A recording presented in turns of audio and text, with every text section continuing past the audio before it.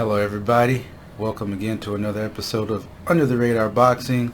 I'm your host, aka theswarthyone, and we're here just to talk a little bit about boxing. A lot has gone on.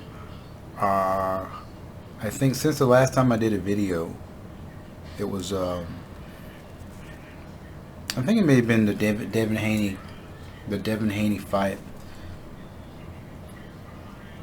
or maybe the Lomachenko fight, or the same date as the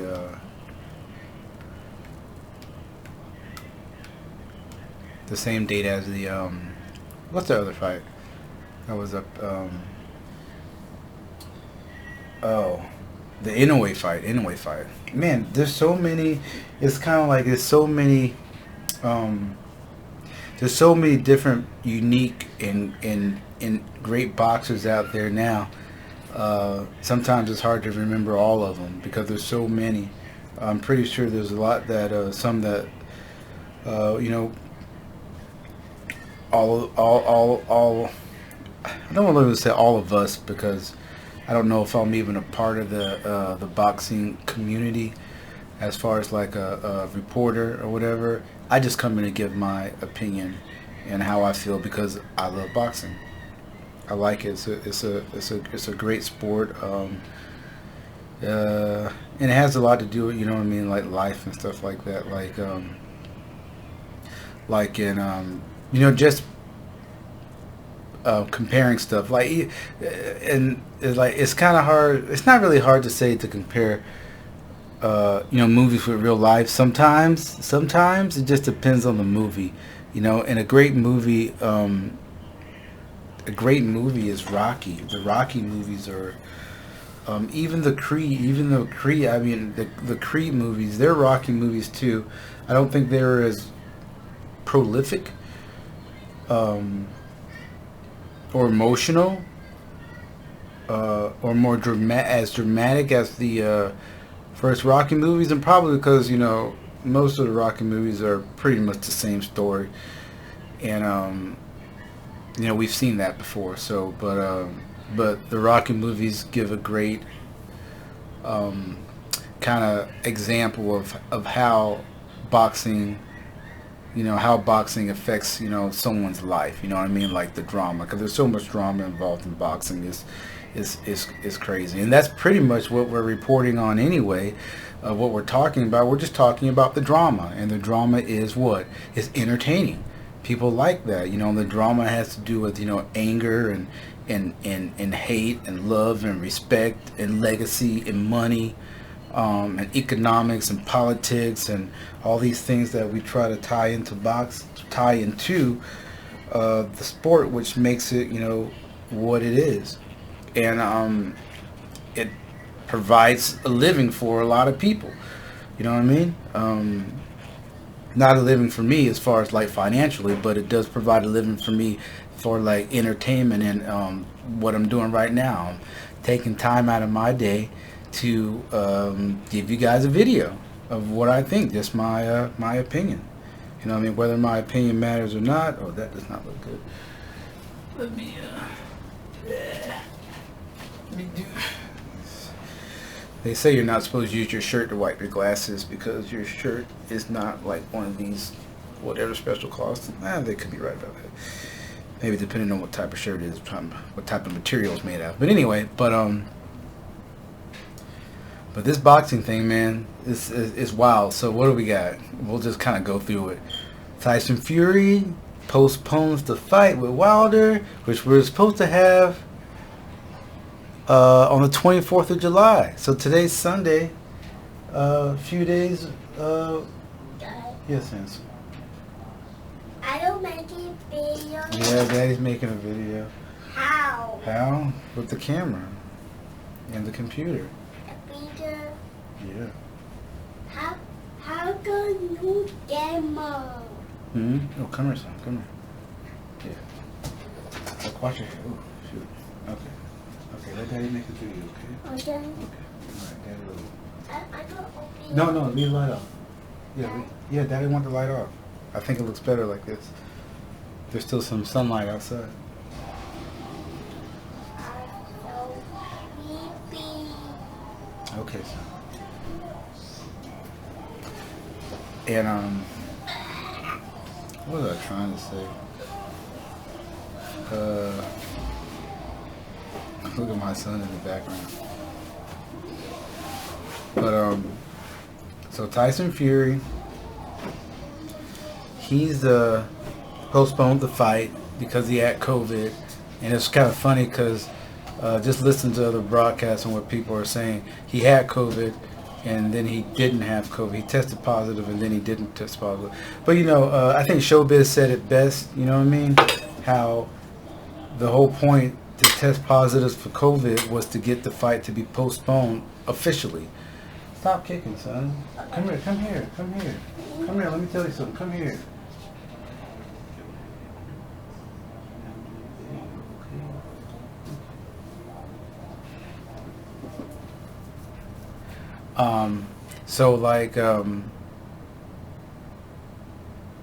The fight was postponed legally because of the COVID.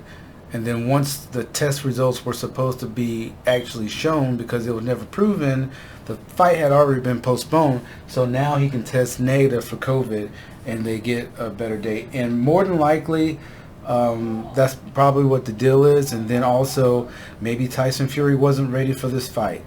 Maybe he wasn't ready. His trainers believed he wasn't ready through this training, and it's like, oh man, you can't fight this guy now because you're gonna lose. I mean, or maybe you might win, but the chances are not what we'd like to see. And then, it's a whole group that goes together in this boxing thing. Nobody's like alone. Nobody's alone. There's people involved in, that is his team, and they're all employees of their company.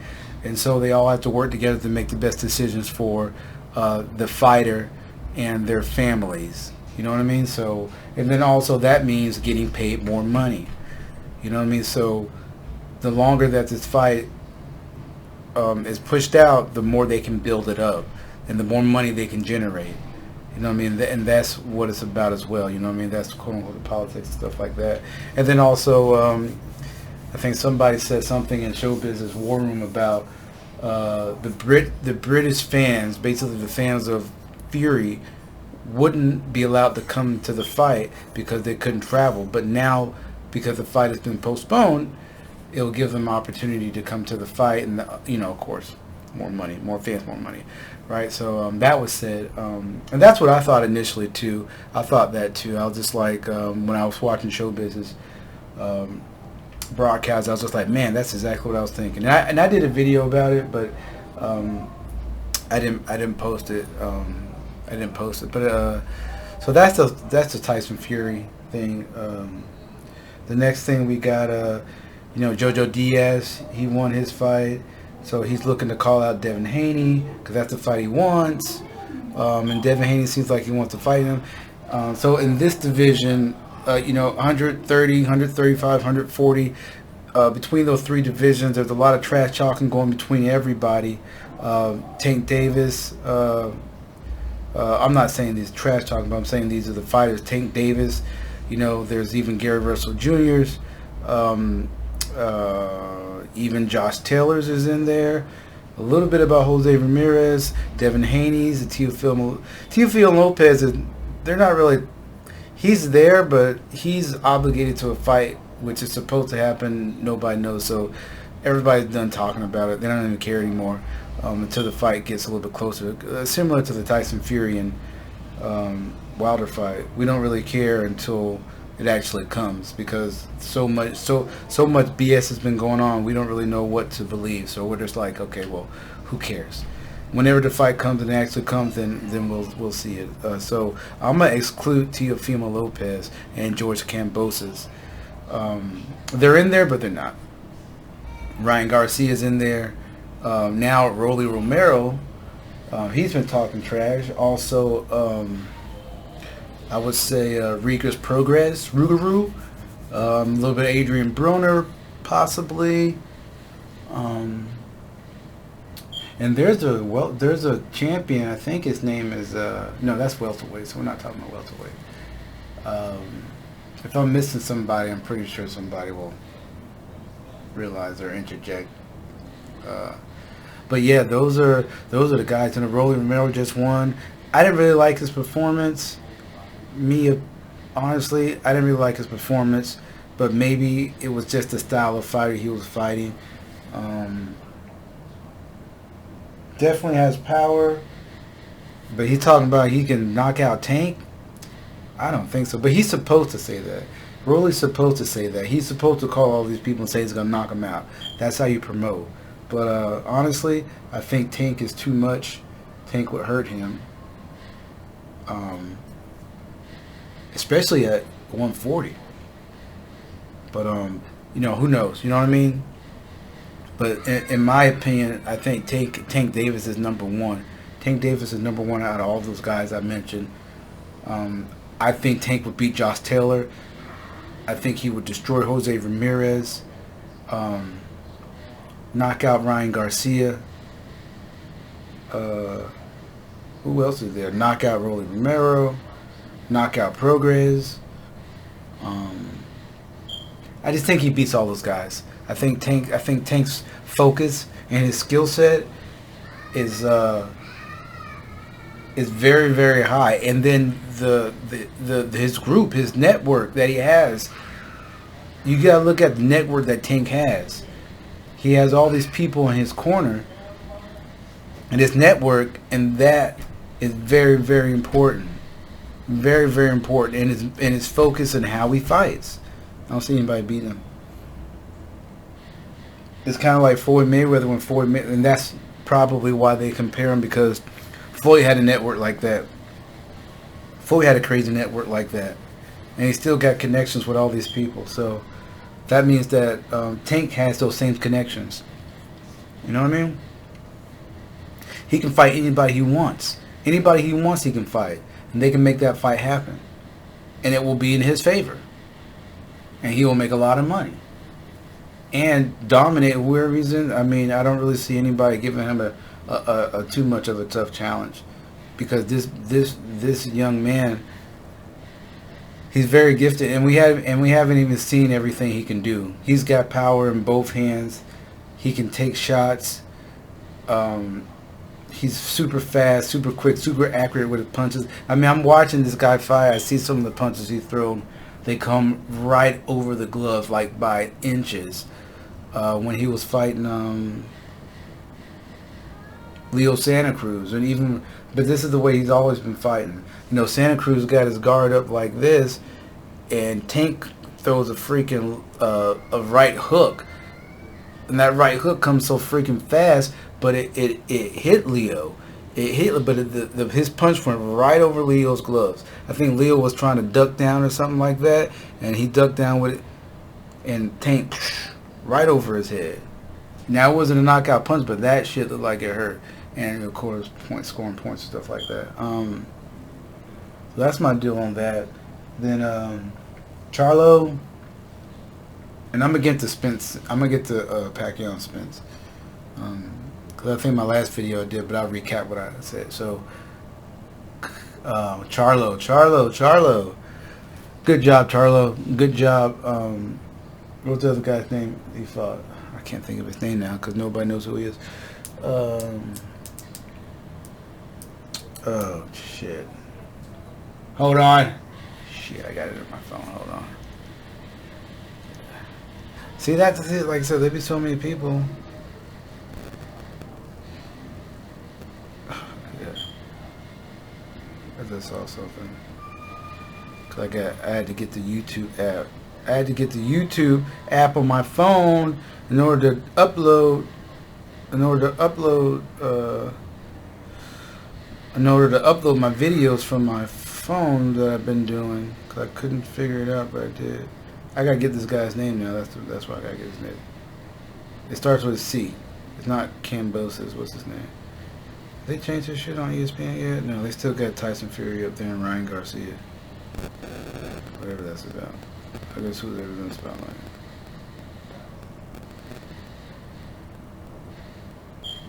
I'm just looking at the thing. They don't have it up here because there's other notable fights coming up. Yeah. Damn, man.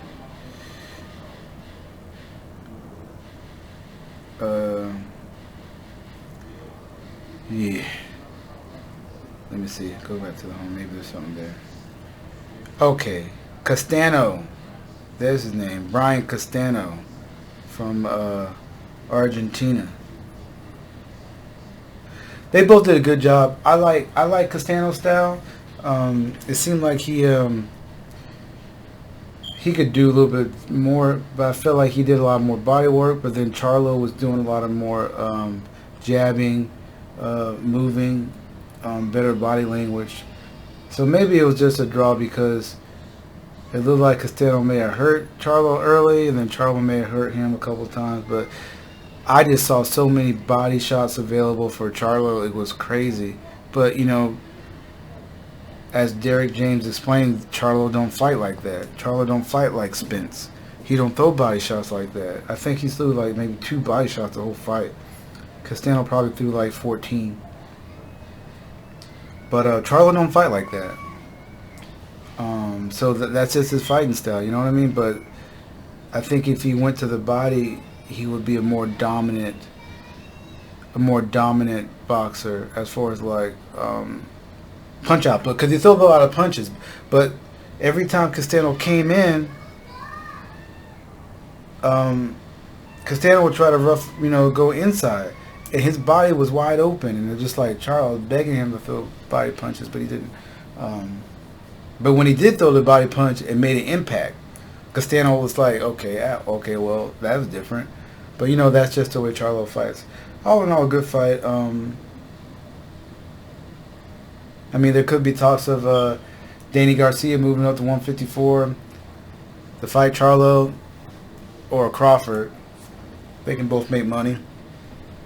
I don't know what Crawford does at 154.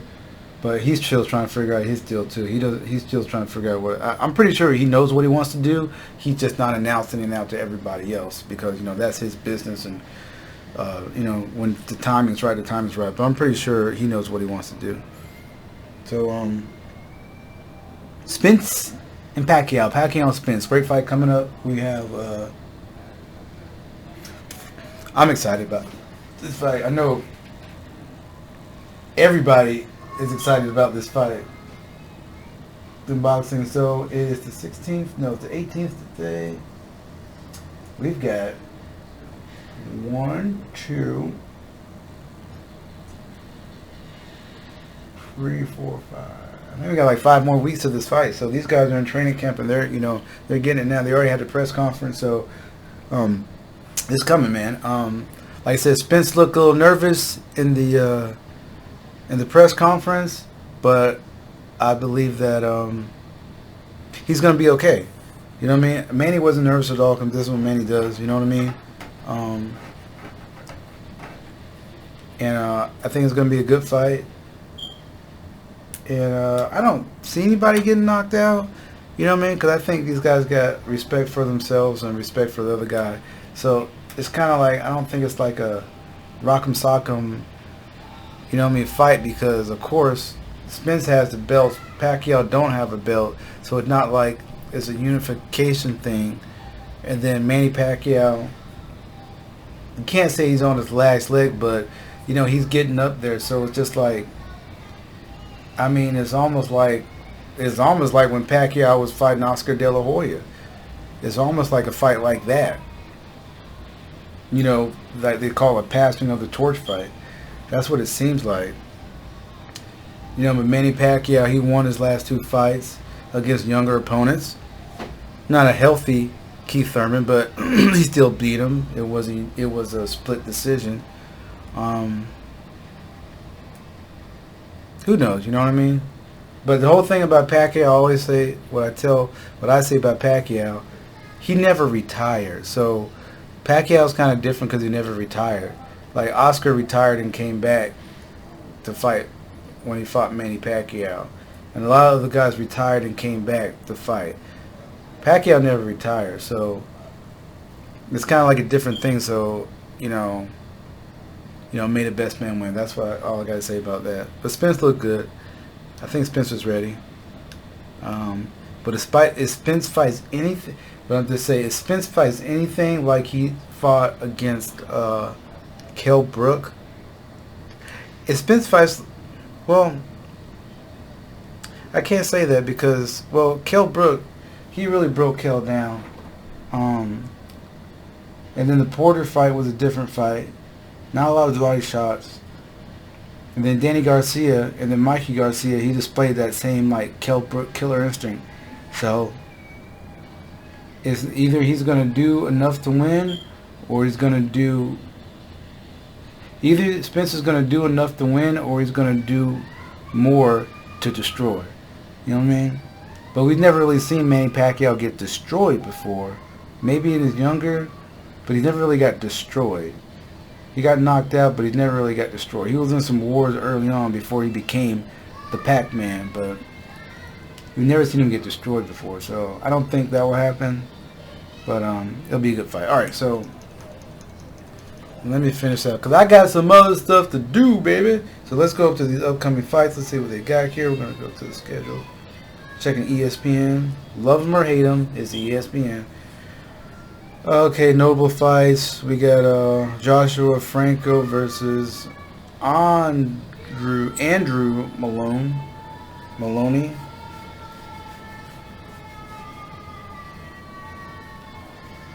Okay, Jake Paul, Tyron Woodley. So they're still doing their stuff. Anthony Joshua is going to be fighting Alexander Usyk on September 25th. Wow. Now that could be a crazy fight too, because Usyk can fight. He's a smaller guy, but he can fight. He could just upset Joshua. It's possible. It's very possible. Usyk can box. And then Tyson Fury and Deontay Wilder is October 9th. So they already have your schedule here. Which is kind of funny how they do these things. Because it just seems like they're setting up something for this Tyson Fury. Like they're going to have Anthony Joshua versus Usyk, right? And then right after that is going to be Fury versus Wilder. So people want to see what's going to happen. I mean, if Joshua wins and Fury wins, then you got Joshua versus Fury. That's the way it's supposed to be. But if Usyk wins, can you imagine like if Usyk wins and then Tyson Fury wins and Tyson Fury loses? And Usyk, I don't know if Usyk would take that fight against Wilder, but that would be a crazy fight too. All those fights, all those scenarios could be crazy. Anthony Joshua versus Tyson Fury, or Deontay Wilder, or Usyk versus. See, so there's a lot of stuff, and all this can generate money because people are excited about it. Okay, we already know that. I'm just looking here real quick, guys, where I go. Nothing crazy here. Conor Benn fighting Adrian Granados. Welterweights. That's another guy to look out for, Conor Benn. And of course, you can't forget about Boots Ennis guy. But as far as like the welterweights, Boots Ennis, he's coming up too. No. Yildirim fighting again. Campbell Haddon fighting. Ricky Haddon's son, so he's fighting sometime soon. Chris Algieri still boxing. Michael Conlan, he's junior featherweights. Haven't heard too much about him. Also, we got Devin Alexander still fighting. Kid Galahad. Rigondeaux's fighting. Rigondeaux's fighting too, so that would be kind of neat. Yeah, Rigondeaux's fighting, I think it's the 14th, supposedly. Let me look. Hey, look, Jason Maloney and his brother are fighting on the same day. Yeah, John Real Casimiro, Rigondeaux, they're fighting on the 14th as well. Virgil Ortiz Jr. is fighting again versus this, that guy, that Edulus Kavlakis dude. Who fought him? Somebody fought him. That might be a decent fight.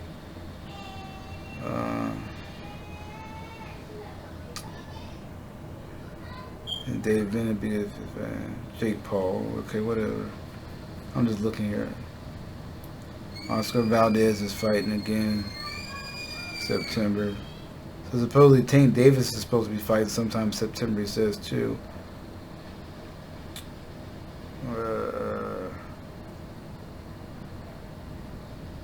I'm just looking. So that's all they get till October 9th. So I predict there won't be any more delays on any of these fights that are coming up. They're not going to be delayed. No more delays in the Tyson Fury fight. No more delays in the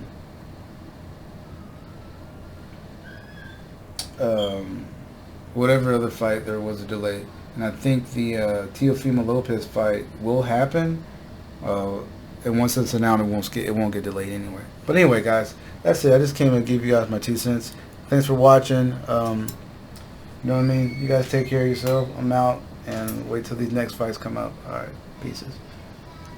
Howard Press.